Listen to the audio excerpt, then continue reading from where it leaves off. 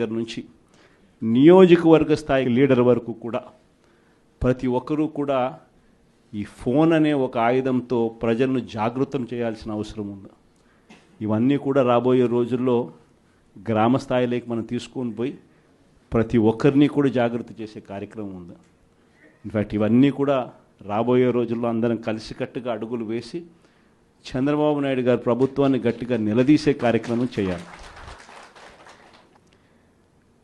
బహుశా కార్యకర్తలకు సంబంధించి ఇంతవరకు ఒక మాదిరిగా చూసాం.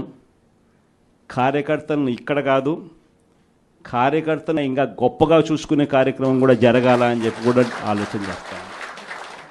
మీ అందరికీ కూడా నేను ఈ విషయం భరోసా ఇచ్చి కూడా చెప్తా ఉన్నా. ఈసారి మాత్రం కార్యకర్త అనేవాడు వైఎస్ఆర్సీపీ జెండా మోసిన ప్రతి ఒక్కరికి చెప్తా ఉండా, ఈసారి జగన్ మీకు ఖచ్చితంగా భరోసా ఇస్తాడని చెప్పి మాత్రం హామీ ఇస్తాను. ఎందుకనంటే ఈ మాదిరిగా ఎప్పుడు కూడా పరిస్థితి ఎప్పుడు చూడలా, మొట్టమొదటిసారి చూస్తూ ఉన్నాం ఈ మాదిరిగా పరిస్థితి. వీళ్ళంతకు వీళ్ళే కొడతా ఉన్నారు, వీళ్ళంతకు వీళ్ళే దొంగ కేసులు పెడతా ఉన్నారు, వీళ్ళంతకు వీళ్ళే మ్యానుఫ్యాక్చర్ చేస్తూ ఉన్నారు కేసులు, వీళ్ళంతకు వీళ్ళే విట్నెస్లు మ్యానుఫ్యాక్చర్ చేస్తూ ఉన్నారు, వీళ్ళంతకు వీళ్ళే కేసులు పెడతా ఉన్నారు.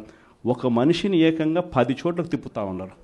శ్రీకాకుళం నుంచి మొదలు పెడితే కర్నూలు దాకా ప్రతి జిల్లాలోనూ 4 రోజులు 3 రోజులు పెట్టుకుంటూ తిప్పుతూ పోతూ ఉన్నారు. ఇది నిజంగా మారాలా?